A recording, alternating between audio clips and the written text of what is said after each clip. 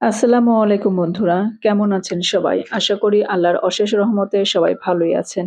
তো কাছে বা দূরে যে যেখান থেকে আমার এই ভিডিওটি দেখছেন তাদের সবার প্রতি শ্রদ্ধা এবং ভালোবাসা জানিয়ে নতুন একটি ভিডিও নিয়ে আসছি আপনাদের মাঝে। তো আশা করি ভালো লাগবে, পুরো ভিডিওটি দেখবেন। আর পুরো ভিডিওটি দেখার পরে যদি আপনার কোথাও কোনো অংশ ভালো লেগে থাকে তাহলে প্লিজ একটা লাইক দিবেন এবং সাবস্ক্রাইব করে পাশে থাকবেন। বেল আইকনে ক্লিক করে রাখবেন যেন পরবর্তী ভিডিও ছাড়ার সঙ্গে সঙ্গে পৌঁছে যায় সবার আগে আপনার কাছে। তো আজকে আমি রান্না করব হাজি বিরিয়ানি। নাজিরা বাজারের হাজি বিরিয়ানি। তো নাজিরা বাজারের হাজি বিরিয়ানি কিভাবে রান্না করবেন এবং কিভাবে রান্না করলে এতটা মজার হয়, টেস্টি হয়। তো সেই টিপস গুলো আপনাদেরকে আমি বলব। তো আপনারা পুরো ভিডিওটি দেখতে থাকুন, তাহলে এর গোপন টিপস গুলো আপনারা দেখতে পাবেন। তো রান্নাটা করার জন্য আমি এখানে 1/3 কাপ পরিমাণে সয়াবিন তেল দিয়ে দিলাম। এই রান্নাটা আপনি পারলে সরিষার তেল দিয়েও করতে পারেন। তো আমি সয়াবিন তেল দিয়ে দিলাম আর দিয়ে দিয়েছি এখানে ২ কাপ পরিমাণে পেঁয়াজ কুচি। আর দিয়েছি তেলের ভিতরে ২ টা তেজপাতা, ২ টা দারুচিনি আর ৩-৪ টা লবঙ্গ। দিয়ে আরকি পেঁয়াজটা হালকা একটু ভেজে নিব। মানে বেশি ব্রাউন করব না। হালকা একটু শুধু কালার চেঞ্জ হওয়া পর্যন্ত একটু ভেজে নেব। তো আমার এই মাংস রান্নার যদি পুরো প্রসেসটা আপনারা ফলো করেন তাহলে আপনাদের হাজি বিরিয়ানি হবে পারফেক্ট। তো এখন আমি দিয়ে দিচ্ছি মাংস।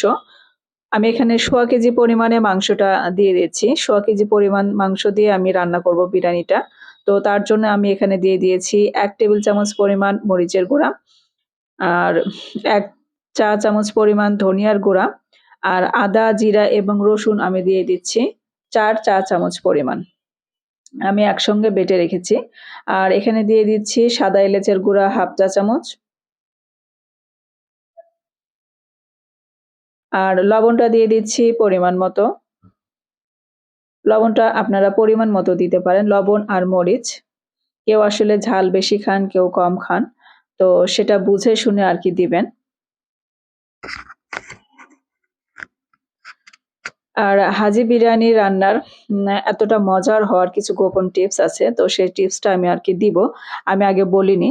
তো মাংসটা যখন আমি কষাই তখন আমি আ জয়ফল এবং জয়িত্রী অর্ধেকটা পরিমাণে করে দিয়ে নিয়েছি। একটু গুঁড়া করে ব্লেন্ডারে গুঁড়া করে আমি দিয়ে নিয়েছি। তো সেই জিনিসটা আমি আগে বলিনি। আমি এখন বলে দিচ্ছি আপনাদের।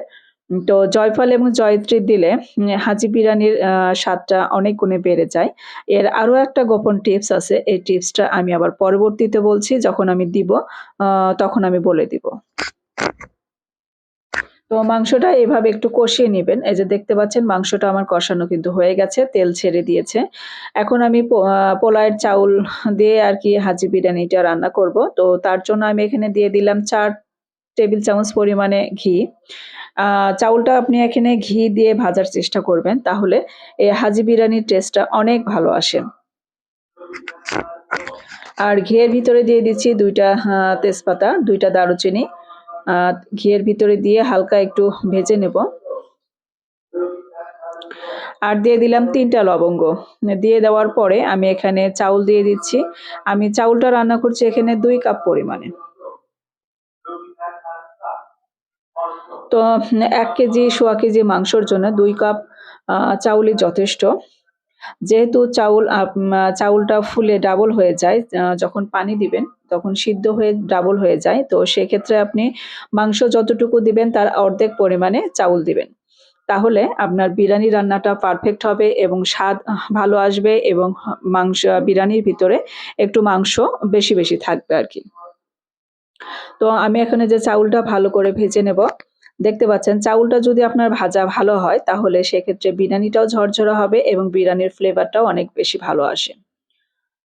চাউলটা ভাজা হয়ে গেছে আপনি কখন বুঝবেন? যখন চাউলটা নাড়তে চাউলটা হালকা হয়ে আসবে, তখনই আপনি বুঝতে পারবেন যে আপনার চাউলটা ভাজা কিন্তু সে পর্যায়ে হয়ে গেছে। এই যে আমার দেখতে পাচ্ছেন চাউলটা কিন্তু ঝরঝরে হয়ে গেছে এবং অনেকটা হালকা হয়ে এসেছে। তো এখন আমার চাউলটা ভাজা হয়ে গেছে। আর এই চাউলের ভিতরে যে পানিটা দিব, আমি আগে থেকেই সেই পানিটা উম আ সিদ আ গরম করে রেখেছি আরকি। আপনি চাউল যতটুকু পরিমাণে দিবেন, তার ডাবল পরিমাণে পানি দিবেন। তাহলে আপনার পোলাও বা বিরিয়ানিটি হবে ঝরঝরে, মানে নরম হবে না আরকি। নতুন যারা গৃহিণী আপু আছেন তাদের এই টিপসগুলো আশা করি অনেক কাজে আসবে। আর পুরাতন যারা রাঁধুনি আপু আছেন, গৃহিণী আপু আছেন তাদের তো আসলে বলার কিছুই নেই। আ আমার থেকে অনেক ভালো কিছু জানেন আপনারা, অনেক বেশি জানেন। তো এই যে এই পর্যায়ে আমার চাউলটা কিন্তু ভাজা হয়ে গেছে।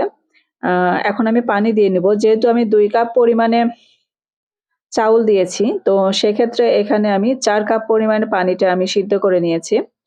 আর পানিটা দেওয়ার সময় আপনি ওখানে ১ পোয়া পরিমাণে পানিটা কম দিতে পারেন।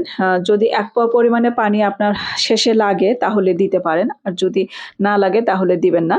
অর্থাৎ আপনার ২ কাপ পানি চাউলের জন্য ৪.৫ কাপ পরিমাণ পানিটা দিতে পারেন। আর ১ পোয়া পরিমাণ পানি আপনি হাতে রেখে দিবেন। ১ পোয়া কম দেওয়ার কারণ বলছি, যেহেতু মাংসের ভিতরে আমার ঝোল এবং তেল চর্বি আছে, তো সেইজন্য আমি ১ পোয়াটা হাতে রেখে দিলাম। পরে লাগলে ব্যবহার করব। আর এখন আমি দিয়ে দিলাম পরিমাণ মতো লবণ।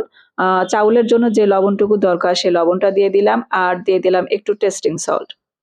সামান্য একটু টেস্টিং সল্ট দিবেন, মানে চা চামচের ৪ ভাগের ১ ভাগ। আসলে টেস্টিং সল্ট যে স্বাস্থ্যের জন্য খুব একটা ক্ষতিকর তা না। তবে কম পরিমাণে দিলে বা পরিমাণ মতো দিলে এটা স্বাস্থ্যের কোনো ক্ষতি হয় না। কিন্তু হাজি বিরিয়ানির যে টেস্টটা, এই টেস্টিং সল্টটা অনেক গুণে বাড়িয়ে দেয়। তো আমি এখন এই যে মাংসটা কষিয়ে রেখেছিলাম, সেই কষানো মাংসটাই দিয়ে দিলাম চাউলের উপরে। চাউলটা যখন আপনার পানি, পানি থাকবে, ঠিক সেই সময় দিয়ে নিবেন। আবার চাউলটা একদম পুরা পানি যখন শুকিয়ে যাবে তখন দিতে যাবেন না। তাহলে বিরিয়ানিটার স্বাদটা অনেকটা ভালো আসবে না। তো আমার চাউলটা দেখতে পাচ্ছেন 80% সিদ্ধ হয়ে গেছে। তো এই পর্যায়ে আমি মাংসটা ঢেলে দিয়ে হালকা হাতে একটু নাড়াচাড়া করে নেব শুধু।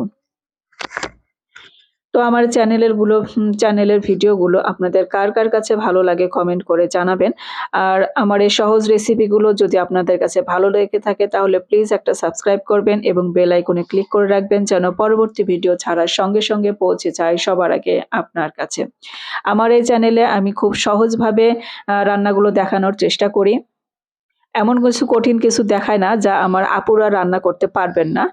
আল্লাহ হাফেজ।